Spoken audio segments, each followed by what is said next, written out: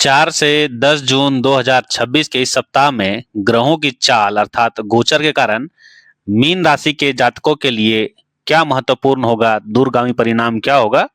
इस सप्ताह आपके करियर में मान सम्मान, मानसिक उलझन और आर्थिक अनुशासन के बीच कैसा संतुलन देखने को मिलेगा। आइए इस सप्ताह के सटीक ग्रह गोचर और उनके आधार पर आपके जीवन के सभी क्षेत्रों का विस्तृत और गहन विश्लेषण करते हैं। ठीक है, सबसे पहले हम लोग देखेंगे इस सप्ताह का मुख्य ग्रह गोचर 4 से 10 जून 2026 के बीच में क्या हो रहा है। सबसे पहले देखिए शनिदेव किस राशि में है, तो लग्नेश राशि में है। शनि आपकी राशि में अर्थात मीन में गोचर कर रहे हैं।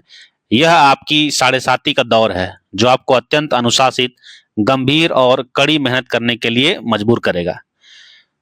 दूसरा है गुरु बृहस्पति तृतीय भाव में, आपके राशि स्वामी गुरु वृषभ राशि में बैठे हैं। यह आपकी बुद्धिमत्ता, साहस और संवाद कला को जबरदस्त मजबूती दे रहे हैं। ध्यान दीजिएगा, बृहस्पति। इसके बाद है सूर्य और बुध तीसरे और चौथे भाव का प्रभाव क्या है। देखिए, सूर्य और बुध की स्थिति आपके पराक्रम को बढ़ाएगी, लेकिन साथ ही मानसिक सुख में थोड़ी उठापटक कर सकती है। अब देखिए चंद्रमा का गोचर। इस सप्ताह चंद्रमा मकर राशि अर्थात लाभ भाव से शुरू होकर कुंभ अर्थात व्यय भाव और फिर आपकी ही मीन राशि अर्थात लग्न भाव में प्रवेश करेंगे। यह गोचर सप्ताह की शुरुआत धमाकेदार और अंत थोड़ा भावुक हो जाएगा। ठीक है, ध्यान दीजिएगा, शुरुआत तो धमाकेदार होगी लेकिन अंत थोड़ा भावुक बनाएगा। करियर और व्यवसाय के क्षेत्र में गोचर प्रभाव क्या है। सप्ताह की शुरुआत में चंद्रमा का मकर राशि में अर्थात 11वें भाव में जो प्रवेश होता है, आपके करियर के लिए ये वरदान साबित होता है। नौकरी पेशा जातकों के लिए ध्यान दीजिएगा, 4 से 6 जून के बीच आपके सीनियर्स और बॉस आपकी कार्यशैली से प्रभावित होंगे। शनि का आपकी राशि में होना काम का बोझ बढ़ाएगा, लेकिन गुरु की दृष्टि आपको हर चुनौती से बाहर निकाल लेगी। यदि नौकरी बदलने का विचार है तो इस सप्ताह बड़े नेटवर्क का लाभ उठाएं। दफ्तर की राजनीति से दूर रहिए आप। आगे देखिए व्यापारी वर्ग। व्यापार में नए सौदे मिलने के मजबूत योग बन रहे हैं। हालांकि शनि के प्रभाव के कारण कोई भी नया प्रोजेक्ट शुरू होने में थोड़ा समय लग सकता है। साझेदारी या पार्टनरशिप के कामों में पारदर्शिता रखें और कागजी कार्रवाई पूरी होने के बाद ही धन का लेन देन करें। लिखित में धन का लेन देन करना है, मौखिक नहीं। आर्थिक स्थिति और धन का देखिए क्या प्रभाव है। लाभ भाव का चंद्रमा शुरुआत में धन लाएगा, लेकिन मध्य में चंद्रमा का कुंभ राशि में जाना बजट बिगाड़ सकता है। 12वें भाव में कुंभ राशि है, वहां चला जाएगा तो खर्च बढ़ जाएगा। ठीक है, आय और निवेश देखिए, सप्ताह के शुरुआती दिनों में फंसा हुआ पैसा वापस मिल सकता है, लेकिन 6 जून के बाद किसी भी तरह के बड़े या जोखिम भरे निवेश जैसे शेयर मार्केट, सट्टा, क्रिप्टो करेंसी, इसमें पैसा लगाने से पूरी तरह बचिएगा, नुकसान दे सकता है। यहाँ अब देखिए अनपेक्षित खर्च, घर की मरम्मत, वाहन या माता पिता के स्वास्थ्य पर अचानक बड़ा खर्च आ सकता है। शनिदेव की सलाह है कि इस सप्ताह केवल जरूरी चीजों पर ही पैसा खर्च करे और एक सख्त बजट बनाकर चले। ठीक है, ध्यान दीजिएगा, हॉस्पिटल वगैरह का चक्कर लग सकता है। अब चलते हैं स्वास्थ्य और मानसिक स्थिति कैसी रहेगी, गोचर प्रभाव क्या है। मीन राशि में बैठे शनि और सप्ताह के अंत में वहीं पहुंचने वाले चंद्रमा के कारण, मतलब चंद्रमा जो है सप्ताह के अंत में मीन राशि में प्रवेश करेंगे, उसके कारण मानसिक और शारीरिक स्वास्थ्य पर सीधा असर पड़ेगा। शारीरिक स्वास्थ्य कैसा रहेगा।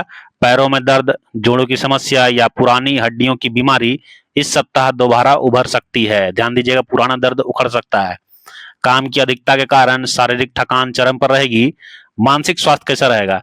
7 और 8 जून को जब चंद्रमा 12वें भाव में होंगे तो अज्ञात भय, अनिद्रा और ओवरथिंकिंग अर्थात अत्यधिक सोचते हैं, ये जो कला है आपको परेशान कर देगा। ज्यादा जो सोच रहे हैं परेशान करेगा आपको। उपाय क्या है। इस मानसिक धुंध से बचने के लिए रोजाना सुबह 15 मिनट प्राणायाम या ध्यान जरूर करें। खुद को अकेला ना छोड़े, अकेले रहेंगे तो बहुत ज्यादा सोचेंगे, अकेला ना छोड़े खुद को। प्रेम और पारिवारिक जीवन कैसा रहेगा, गोचर प्रभाव क्या है। तीसरे भाव के गुरु और चौथे भाव पर ग्रहों के प्रभाव के कारण पारिवारिक जीवन में मिले जुले परिणाम देखने को मिलेंगे। सबसे पहले देखते हैं पारिवारिक माहौल कैसा रहेगा।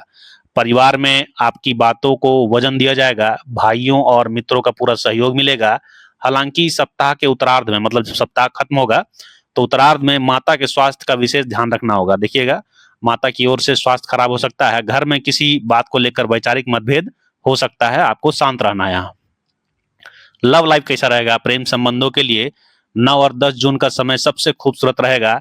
जब चंद्रमा आपकी राशि में आएंगे तो आप अपने पार्टनर के प्रति अधिक संवेदनशील और रोमांटिक महसूस करेंगे। सिंगल जातकों के जीवन में किसी नए व्यक्ति की एंट्री हो सकती है, बस अपनी उम्मीदों को प्रैक्टिकल रखें। ठीक है, अब देखते हैं शिक्षा और विद्यार्थी जीवन में गोचर प्रभाव क्या है। गुरु की अनुकूल स्थिति ज्ञान तो देगी, लेकिन शनि और राहु केतु का मिला जुला असर एकाग्रता में बाधा डालेगा। ज्ञान तो मिलेगा आपको, लेकिन फोकस्ड कम रहेंगे। ठीक है, ध्यान दीजिएगा, फोकस रहना आपको। अध्ययन में चुनौतियां मिलेगी। छात्रों का मन इस सप्ताह पढ़ाई से भटक सकता है, या वे असमंजस में पढ़ सकते हैं, कंफ्यूजन हो सकता है किस विषय को पहले पढ़े। ठीक है, करंट अफेयर पहले पढ़े, मैथ पहले पढ़े, बायोलॉजी पहले पढ़े, कंफ्यूजन हो जाएगा। सफलता की कुंजी, जो छात्र रिसर्च, तकनीकी शिक्षा या कला लेखन के क्षेत्र में है, उन्हें अपनी मेहनत का अच्छा परिणाम मिलेगा। किसी भी प्रतियोगी परीक्षा की तैयारी कर रहे हैं तो शॉर्टकट अपनाने की बजाय बुनियादी कॉन्सेप्ट को मजबूत करें।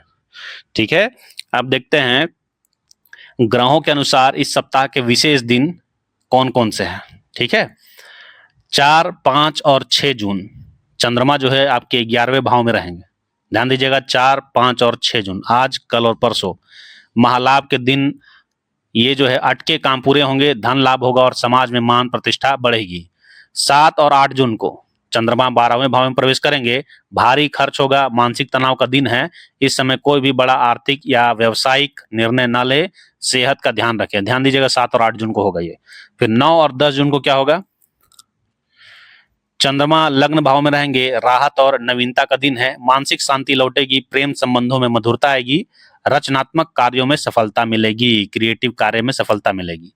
ठीक है, गोचर के नकारात्मक प्रभाव को कम करने के लिए विशेष उपाय हैं। जैसे गोचर करिए, चंद्रमा 12वें भाव में आ गया, दिक्कत हो गया, उसका कुछ उपाय है।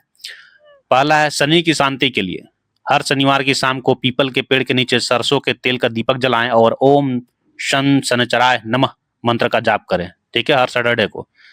मानसिक शांति के लिए पक्षियों को 7 प्रकार का जो अनाज दिया जाता है, सतनाजा कहते हैं, इसे सत्य धान्य भी कहते हैं, उसको खिलाएं। जौ खिलाएं। जरूरतमंदों को अपनी क्षमता अनुसार काले चने या छाता का दान करें। ठीक है, वीडियो आपको कैसा लगा कमेंट बॉक्स में जरूर बताइएगा, और मिलता हूं अगले वीडियो में। तब तक के लिए हरिओम।